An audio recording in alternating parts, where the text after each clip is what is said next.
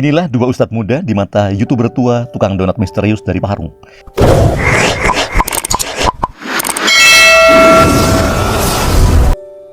Assalamualaikum warahmatullahi wabarakatuh. Namanya Yudi Pramuko. Tidak tahulah kenapa dinamai Yudi Pramuko.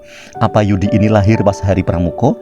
Apa dulu orang tuanya, khususnya ayahnya, seorang pembina kegiatan Pramuko, dan ingin ayahnya itu agar si Yudi ini rajin ikut kegiatan Pramuko? Nggak tahu.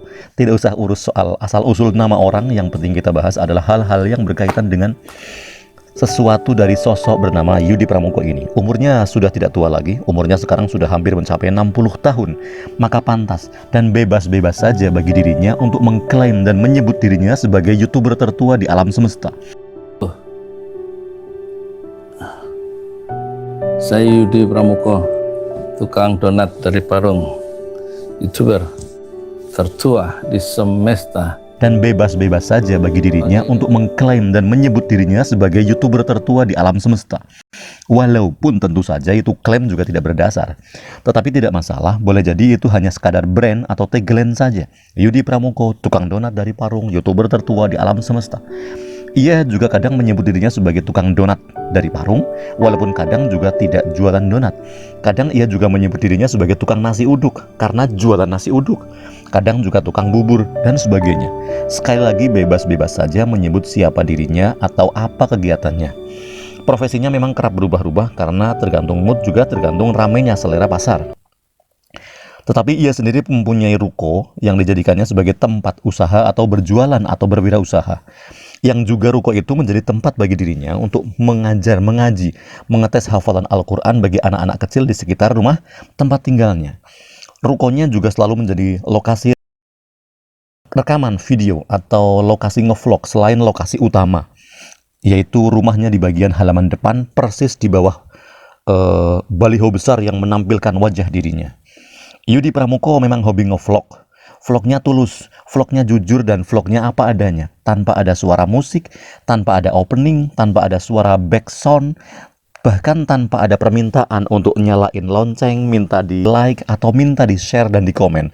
Pokoknya polos sekali, jujur, lugu apa adanya. Curahan hati orang tua yang tidak neko-neko, tanpa polesan ini dan tanpa polesan itu. Yudi Pramuko sebagai tukang donat, sebagai tukang uduk, atau juga sebagai tukang bubur belum pernah terkenal atau viral. Uduknya uduk yang biasa, bubur dan donatnya pun bubur dan donat yang biasa-biasa saja, tidak ada yang aneh. Namun Yudi Pramuko sebagai YouTuber sempat terkenal, sempat tenar dan viral lantaran dulu statementnya dalam video-videonya yang suka mengguncang semesta, lantaran mengajak pengamat politik Rocky Gerung agar masuk Islam, juga curhatannya yang kecewa dengan Prabowo Subianto, curhatannya yang kecewa dengan Sandiaga Uno, dan sebagainya dan sebagainya. Yang kemarin-kemarin ini ia kecewa dengan Erick Thohir, dan yang paling terbaru adalah surat terbukanya kepada Jenderal Dudung Abdurrahman. Entah siapalah sesungguhnya tukang donat yang rambutnya sudah penuh uban ini, misterius sekali. Pandangannya, perhatiannya, dan jangkauan pemikirannya terlampau jauh, melampaui sekat-sekat, batas-batas, dan ruang. Urusannya yang sebenarnya kan cuma nasi uduk dan donat, atau telur dan terigu, tetapi jadi melebar kemana-mana hingga urusan bagaimana rezim ini amanah tidak dalam menjalankan negara dan roda pemerintahan.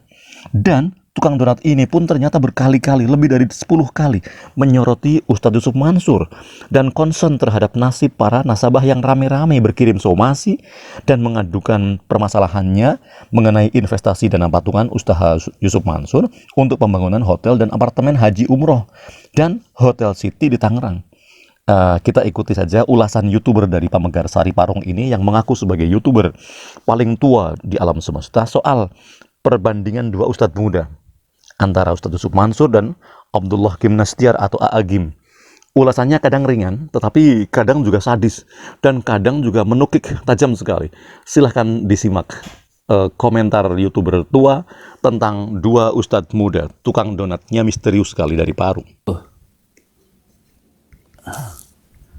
Saya Yudi Pramuko, tukang donat dari Parung, YouTuber tertua di semesta. Pagi ini tanggal 11 November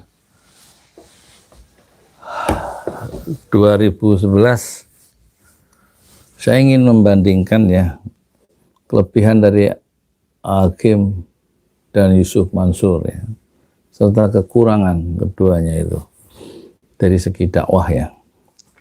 Apa kelebihan Hakim? Dia lebih cenderung niatnya, orientasinya ingin menjadi ulama, menjadi ahli ilmu. Sementara Yusuf Mansur orientasi hidupnya lebih kepada memburu denting dolar dan dinar. Dia lebih ingin menjadi pengusaha. Sejak awal ya, kecenderungan kedua orang ini berbeda ya. Kedua orang ini berbeda. Meskipun Hakim itu juga sangat concern terhadap usaha ya. Dia pernah jadi supir angkot ya, dan dengan uang sendiri pada umur 27, karena hasil usahanya sebagai supir angkot dan usaha macam-macam, dia naik haji pada umur 27 ya, tanpa bantuan orang tua, karena dia dagang ya. Dagang. Sementara Yusuf Mansur mulai dagangnya itu setelah selesai kuliah di UIN ya. Kalau Hakim justru kuliahnya tidak selesai di Universitas Ahmad Yani ya, Unjani itu ya, kalau nggak salah ya. Jadi dari segi orientasi hidup atau dari segi kecenderungan muyul mereka, kecenderungan mereka, Hakim tampaknya ingin menjadi ulama ya, sebagaimana yang dia ungkapkan ya dalam video-videonya. Sementara Yusuf Mansur dalam videonya ingin menjadi orang yang kaya. Sebenarnya pada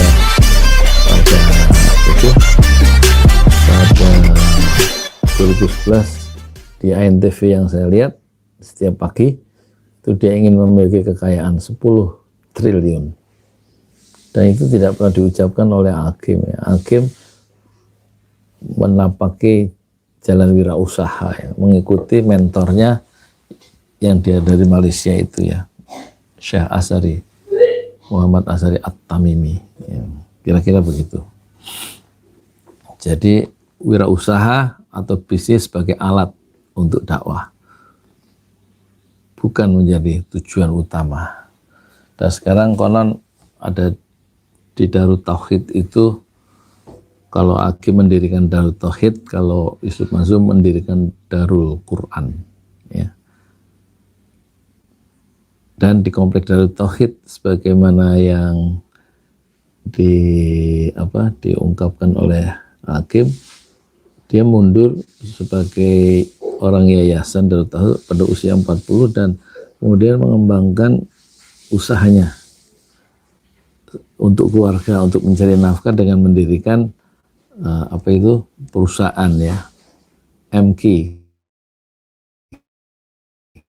Corporation, mungkin sekitar 20 perusahaannya itu untuk, jadi dia memisahkan kegiatan dakwah, tidak dicampur dengan kegiatan bisnis. Untuk menghidupi keluarganya dan mencari uang, dia membangun perusahaan sendiri yaitu MK Corporation PT. Sementara Yayasan Darut Tauhid untuk dakwah.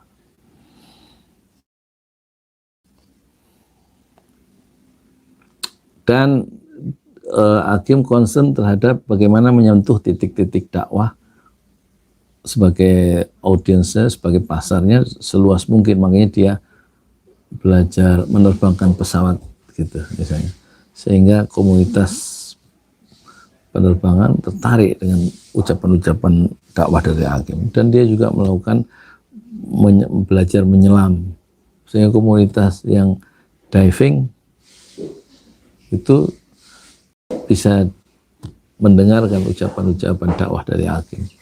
Dia juga senang olahraga dan mempelajari wushu ya, memainkan pedang dan lain-lain, dan juga sepeda, dan kemudian berkuda, memanah. Jadi dia mengeksplor seluruh minat-minat yang mungkin dikembangkan, memanah, berenang, menyelam, penerbangan pesawat dan lain-lain. dan wirausaha itu sebagai alat ya untuk menyentuh titik-titik dakwah di mana minat manusia memang berbeda-beda. Ya. Sementara kalau Yusuf Mansur itu betul-betul fokus pada bagaimana mengembangkan dakwah dan menjadikan Quran sebagai alat untuk mengembangkan Darul Quran dan juga kebesaran nama pribadinya. Sementara Hakim cenderung untuk menjadi orang yang tidak terlalu menonjol kecuali menonjolkan kajian-kajian seperti Al-Hikam, kitab tasawuf karang dari Athaillah Al-Askandari, dan dia punya rutin pengajian di Darut Tauhid membahas kitab tasawuf yang bermutu tinggi itu setiap minggunya, dan kemudian di YouTube kan disebarkan melalui media. Sementara Yusuf Mansur itu lebih show off ya, lebih ingin apa istilahnya ya, ini loh saya gitu kira-kira ya, inilah mimpi saya, inilah cita-cita saya membeli Indonesia, dan ngajak orang lain untuk melakukan patungan usaha dan patungan aset ya. Dan dia berani ngambil resiko. Pernah dalam satu videonya sebelum dia masuk penjara di masa dulu, dia dulu cara bisnisnya itu kalau menemui orang supaya tendernya menang, dia membawa mobil katanya ke orang itu, dan kemudian mobilnya ditinggalkan di rumah orang itu dengan harapan dia memenangkan proyek itu. Jika sudah selesai maka dia akan menyerahkan BPKB-nya, surat-suratnya. Itulah model bisnis yang dulu ya dikembangkan oleh Yusuf Mansur ya.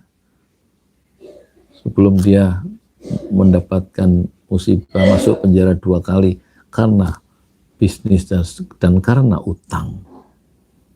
Ya, sebelum dia terkenal. Dan dia menceritakan itu di beberapa videonya. Jadi kelihatan kecenderungan berbeda. Meskipun secara akademik Yusuf Mansur adalah lulusan Fakultas Syariah di Universitas Islam Negeri Jakarta di Ciputat, dan saya jurusan Tarbiyah Pendidikan di universitas yang sama, tapi saya tidak pernah berjumpa di kampus itu karena beda angkatan, saya lebih tua. Jadi saya ingin menjelaskan kecenderungan manusia itu memang hanya 4: menjadi pengusaha, senang dengan uang, itulah Yusuf Mansur. Dan kemudian kecenderungan kedua, orang senang dengan ilmu, itulah Hakim. Dan orang cenderung dengan bisnis, senang dengan seni dan budaya. Dan kemudian tipe orang itu senang dengan kekuasaan politik. Jadi tampaknya Hakim akan menjadi besar dikenang sebagai seorang ulama atau seorang ustadz. Yusuf Mansur akan pasti dikenang sebagai seorang pengusaha, dan dia tidak akan pernah besar menjadi seorang ustadz atau seorang ilmu.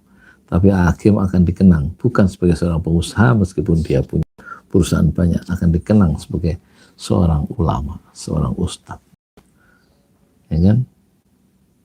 Tidak mungkin orang besar di bidang 4-4-nya. Dia ahli punya kekuasaan, terus seorang seniman besar, kemudian seorang pengusaha besar, dan seorang ahli ilmu yang besar. Tidak mungkin orang hanya pada salah satu bidang, apakah bidang ilmu, bidang usaha, bidang politik kekuasaan, atau bidang seni.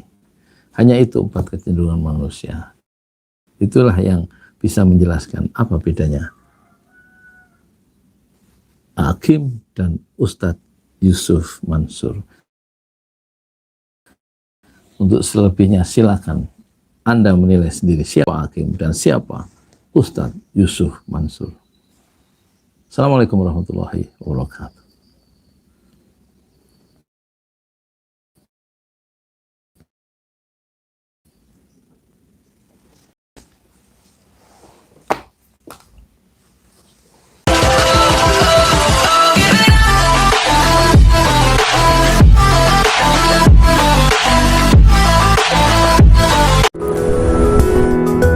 Terima kasih teman-teman yang sudah menonton video ini.